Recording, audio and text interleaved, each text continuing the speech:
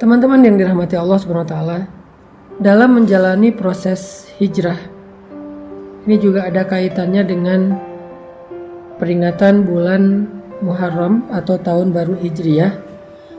Walaupun Nabi itu nggak hijrah di bulan Muharram sih, Nabi hijrah itu di bulan Safar dan Rabiul Awal. Cuman bulan Muharram ini sering dijadikan sebagai momentum memperingati peristiwa hijrah. Karena memang sejak terjadinya hijrah, Islam menggunakan peristiwa ini sebagai penanggalan dalam sejarah Islam. Sehingga kita mengenal dengan istilah tahun baru Hijriyah. Jadi tahun Hijriyah itu adalah tahun yang diambil namanya dari peristiwa hijrah. Sehingga pada bulan pertama dari tahun Hijriyah, yaitu bulan Muharram, umat Islam menjadikannya sebagai momentum dalam memperingati peristiwa hijrah. Jadi bukan berarti hijrah terjadi di bulan Muharram. Saking pentingnya peristiwa hijrah ini, sampai kaum muslimin menjadikannya sebagai nama tahun, yaitu tahun Hijriyah. Karena kebiasaan orang Arab dulu itu menamakan nama tahun dengan nama peristiwa-peristiwa besar yang terjadi. Misalnya tahun gajah, itu tahun ketika Raja Abraha dari Ethiopia menyerang kota Mekah dan dia dihancurkan oleh pasukan burung ababil. Sehingga tahun itu dikenal dengan nama tahun gajah. Tahun-tahun berikutnya dikenal dengan nama tahun gajah 1, tahun gajah 2, dan seterusnya. Ketika Nabi SAW kehilangan Sayyidah Khadijah, Abu Talib juga wafat, maka tahun itu dikenal oleh para sahabat dengan nama Amul Huzni, tahun duka cita. Ini menunjukkan bahwa ada kebiasaan orang Arab itu menamakan nama tahun diambil dari peristiwa yang besar yang terjadi dalam kehidupan mereka. Nah, teman-teman yang dirahmati Allah SWT, kalau kita ngomongin tentang hijrah yang memang bertepatan dengan apa yang sedang kita alami sekarang, sebagian besar dari kita ini mungkin baru berhijrah. Ada yang hijrah status.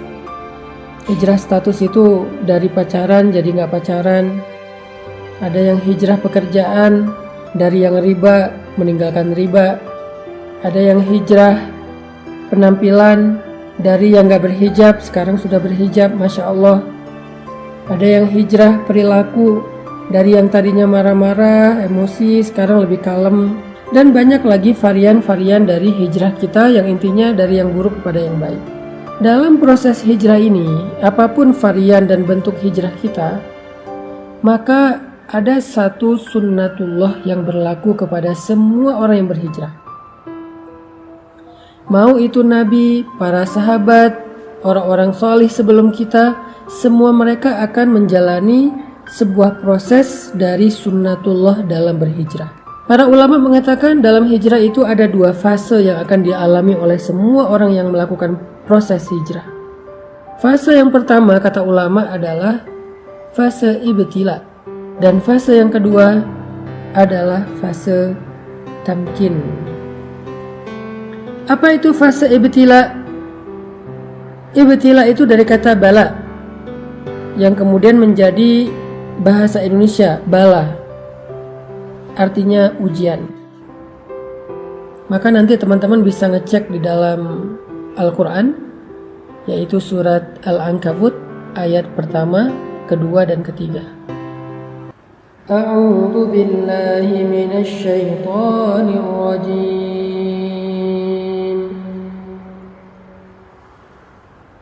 Bismillahirrahmanirrahim. Alif Lam Mim. Ahasiban nasu an yutraku an yaqulu amanna an yaqulu amanna wa hum la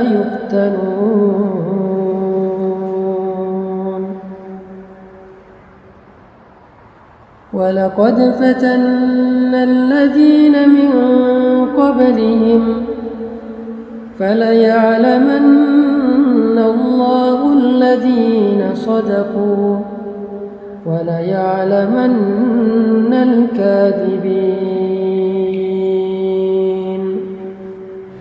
Ini adalah janji Allah kepada setiap orang yang berhijrah.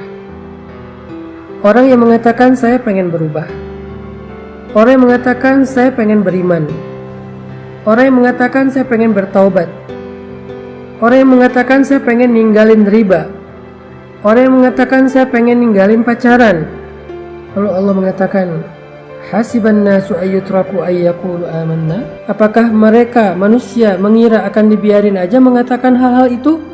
Ini pernyataan dari Allah dalam bentuk pertanyaan.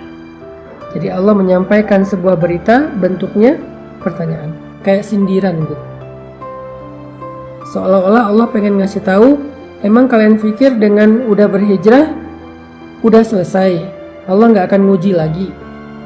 Harus ada fase ujian yang dilewati, namanya fase ibtila. Dan ternyata itu bukan hanya kita alami sendiri, tetapi orang sebelum kita pun mengalami hal yang sama, padahal mereka lebih baik dan lebih soleh daripada kita. وَلَقَدْ فَتَنَّا الَّذِينَ مِنْ قَبْلِهِمْ فَلَيَعْلَمَنَّ اللَّهُ الَّذِينَ صَدَقُوا وَلَيَعْلَمَنَّ الْكَاذِبِينَ. Dan sungguh kami sudah pernah menguji orang-orang sebelum mereka, sehingga Allah tahu siapa di antara mereka yang benar, yang jujur, dan siapa di antara mereka yang dusta. Bilal bin Rabah, ketika beliau masuk Islam, Allah mengujinya, ketahuan lagi sholat oleh tuannya, sehingga akhirnya beliau disiksa oleh Umayyah bin Khalaf dengan penyiksaan yang luar biasa. Asyah istri Fir'aun, ketahuan sudah beriman kepada agamanya Musa, langsung disalib di pohon korma oleh suaminya sendiri sampai wafat. Begitu juga dengan sahabat-sahabat yang lain, orang-orang soleh yang lain, para anbiya. Ketika mereka berjalan di jalan Allah, apakah itu dakwah, apakah itu masuk Islam, apakah itu berhijrah, ketika mereka melangkah di jalan Allah, maka fase pertama yang akan mereka lalui adalah fase ibtila. Semuanya sama, semuanya mengalami fase itu, fase ibtila. Cuman varian dan bentuk dari ibtila dan ujian itu yang beda-beda antara satu dengan yang lain, teman-teman. Jadi kita nggak sendiri. Orang yang lebih soleh dari kita pun mengalami. Kalau kita protes bilang, ya Allah kenapa saya? Enggak, bukan kita doang. Allah mengatakan di dalam surat Al-Baqarah, Am hasibtum an tadkhulul jannah walamma ya'tikum mathalul ladzina khalau min qablikum. Apakah kalian mengira, sama dengan surat Al-Ankabut, apakah manusia mengira? Kalau sekarang apakah kalian mengira? Apakah kalian mengira bahwa kalian akan begitu saja masuk ke dalam surga, sedangkan belum datang kepada kalian ujian-ujian yang pernah dialami oleh orang sebelum kalian? Jadi kalau tadi, apakah manusia mengira akan dibiarkan saja mengatakan beriman padahal belum diuji? Kalau sekarang, apakah kalian mengira akan masuk surga begitu aja padahal kalian belum diuji? Walamma ya'tikum mathalul ladzina khalau min qablikum. Padahal belum datang kepada kalian ujian-ujian yang pernah datang kepada orang sebelum kalian. Sama maksud dari ayatnya. Lalu setelah itu Allah menjelaskan 3 bentuk dari ujian. Ujian yang pertama kata Allah, massathumul ba'sa. Mereka diberikan ujian fisik. Wad-dharra, mereka diberikan ujian harta. Wazulzilu, mereka diuji dengan ujian perasaan. 3 jenis ujian kata Allah. Tergantung dengan orangnya, kondisinya, bentuk hijrahnya. Dan Allah menggambarkan istilah ujian perasaan itu dengan kata-kata zulzilu, diguncang. Ini adalah fase yang Allah janjikan kepada semua orang yang berhijrah. Gak ada yang enggak, semua ngalami. Ada yang mengalaminya ujian fisik, lelah, sakit. Kalau sahabat dulu disiksa Ada yang mengalami ujian harta, ditipu orang, kelaparan, bangkrut, gak punya kerjaan, gak punya penghasilan, habis hartanya. Ada yang diuji dengan ujian perasaan, disakiti, ditinggalkan, dikhianati, dihina, dicela, dicemooh, digibahin, difitnah, dan seterusnya. Semuanya mengalami salah satu dari 3 ujian ini atau ketiga-tiganya. Saking beratnya ujian yang dialami oleh Nabi dan para sahabat, sampai mereka mengatakan, "Mata nasrullah?" Hatta yaqula ar-rasul walladzina amanu ma'ahu mata nasrullah. Kapan datangnya pertolongan Allah? Kapan kita keluar dari ujian ini? Kapan semua ini selesai? Kapan semua ini berakhir? Mata nasrullah. Nabi loh yang nanya, sahabat yang nanya, saking beratnya ujian mereka. Allah menjawab, "Ala inna nasrullahi qarib." Bukankah pertolongan Allah sudah dekat? Apa maksud Allah di dalam ayat ini? Maksudnya semakin berat ujian yang kita alamin, maka semakin dekat kita kepada pertolongan Allah, yaitu fase kedua dalam hijrah, yaitu fase tamkin namanya. Fase ditolong oleh Allah SWT. Fase ketika Allah membukakan jalan keluar. Wa may yattaqillaha yaj'al lahu makhraja. Siapa yang sabar, yang taat, yang istiqomah, bertakwa kepada Allah, Allah kasih jalan keluar. Tapi sebelum Allah kasih jalan keluar, ada fase yang harus dia lalui, yaitu fase sabar, fase ujian. Itulah takwa. Karena takwa bukan sekedar ibadah, tetapi kesabaran dalam menghadapi ujian. Itulah fase yang akan kita lalui, atau yang sedang kita lalui buat sebagian yang baru berhijrah. Jadi ketika kita mengalami fase ibtila, fase ujian kayak gini, la tahzan, jangan berkecil hati. La tay'as, jangan putus asa. La taqlaq, jangan ragu kepada pertolongan Allah. Kenapa? Itu bukan tanda-tanda bahwa kita salah memilih jalan. Buat yang memutuskan pacarnya udah gak mau pacaran, tiba-tiba pacarnya jadian sama yang lain, atau malah menikah dan bahagia, sementara kita belum dapat jodoh sampai sekarang, itu bukan pertanda kalau kalian salah memilih jalan. Enggak. Karena jalan yang kita pilih dulu, yang kita lalui dulu itu adalah jalan yang salah. Jadi ketika kita meninggalkan jalan yang salah itu, walaupun kita belum menemukan jalan yang lebih baik, maka setidaknya kita sudah meninggalkan jalan yang salah, yang buruk, yang merugikan kita, dan itu sebuah kemajuan, itu sebuah kebaikan. Jangan sampai kita menyesal meninggalkan pekerjaan yang ada ribanya dengan mengatakan, "Duh, sekarang saya nggak punya penghasilan, saya nggak punya pemasukan, saya nggak punya pekerjaan. Sedih juga sih udah ninggalin kerjaan yang dulu. Kalau dulu masih ada penghasilan, walaupun haram." Enggak. Keadaan kita sekarang tanpa penghasilan itu lebih baik daripada dulu ketika kita mendapatkan harta-harta yang haram. Sekarang tuh lebih baik, walaupun mungkin sedikit merepotkan keluarga. Ada ujian tadi, dihina orang, diomongin orang, dikritik orang, dicela orang. Sekarang gak punya pekerjaan tetapi hartanya berkah, sekarang jauh lebih baik. Hanya mungkin sekarang sedang mengalami fase ibtila, fase diuji. Dan fase ujian itu akan naik terus tingkatannya. Makin lama makin berat, makin panas, makin luar biasa, makin beban. Kayak gitu memang fasenya, kayak orang panas, naik terus, kayak orang demam, naik terus panasnya. Tapi ketika udah berada di puncak, udah berat banget, gak ketahan lagi, sampai kita bertanya kapan selesainya semua ini, kapan berakhir dan segala macam, Allah menjawab teriakan kita. Allah menjawab pertanyaan kita. Kata Allah, "Ala inna nasrallahi qarib." Sungguh pertolongan Allah udah dekat, wahai hambaku.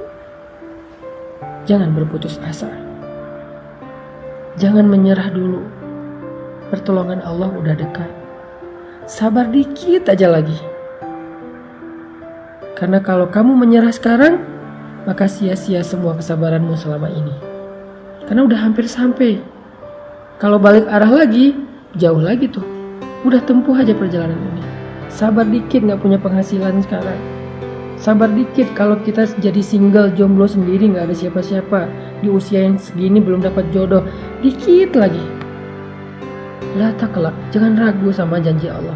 Innahu la yukhliful mi'ad. Allah gak pernah ingkar janji. Masih ingat kisah ibu Musa yang menghanyutkan bayinya ke sungai Nil? Apakah Allah ingkar janji?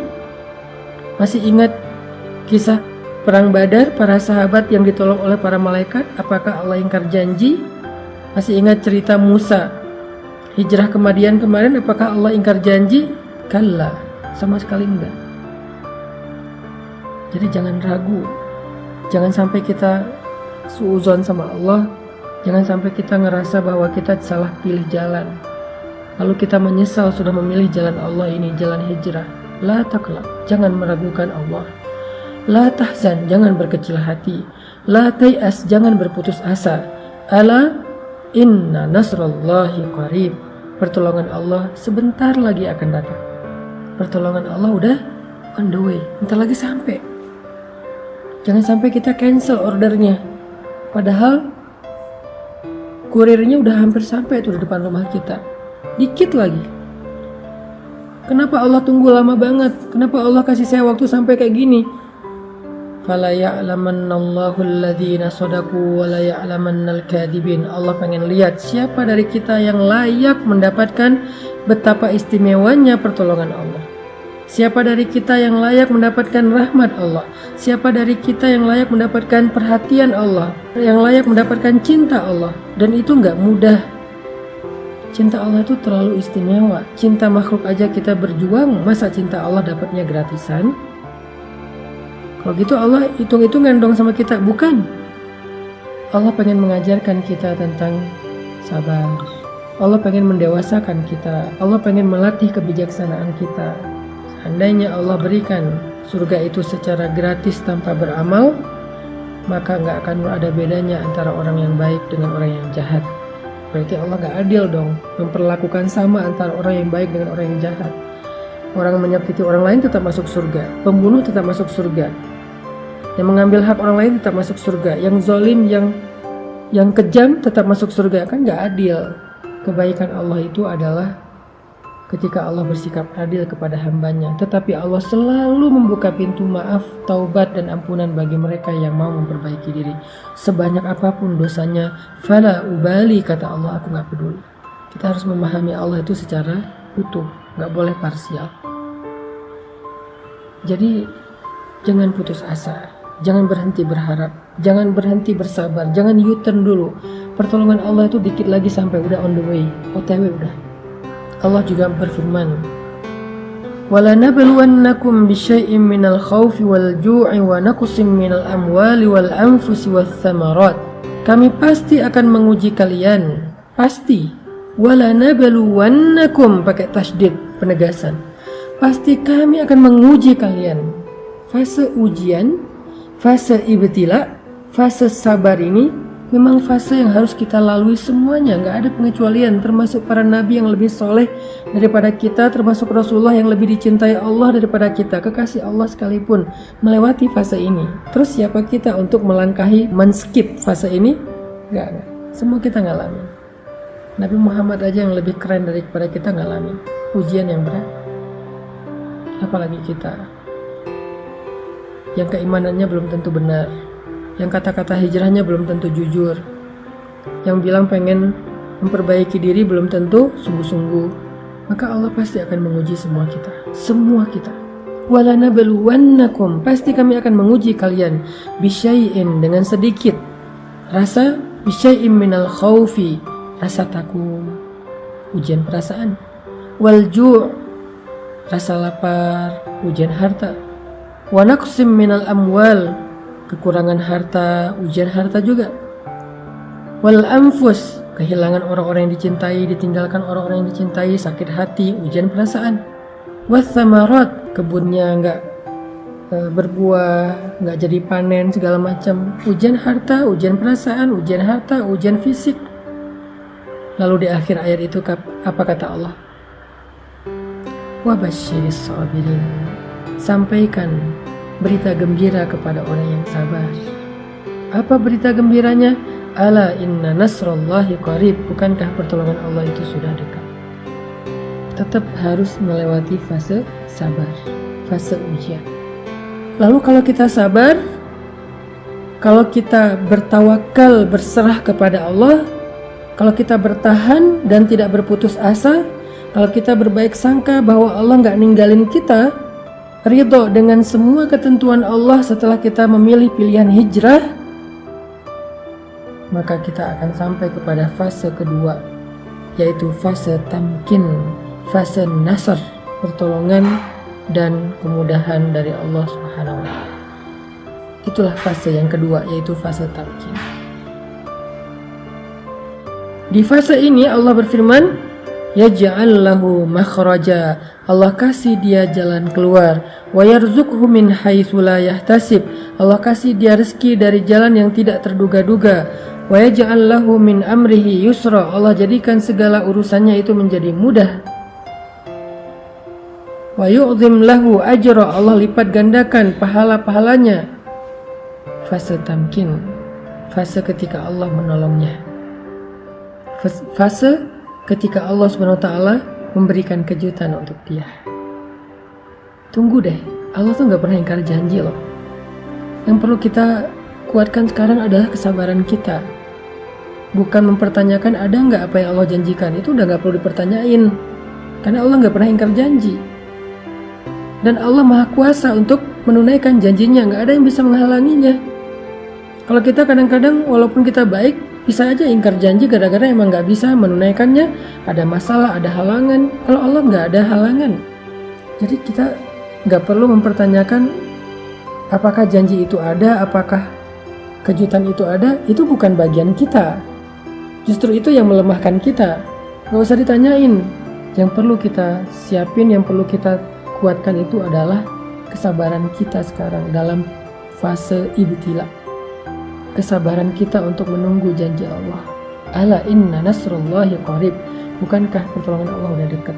Kita kuatkan aja dulu kesabaran kita. Tunggu aja. Pasti Allah akan tunaikan janjinya. Pasti Allah akan kasih kita kejutan yang bikin kita senyum-senyum sendiri nanti. Ana inda dhanni abdi bi, kata Allah. Aku tergantung prasangka hambaku kepadaku.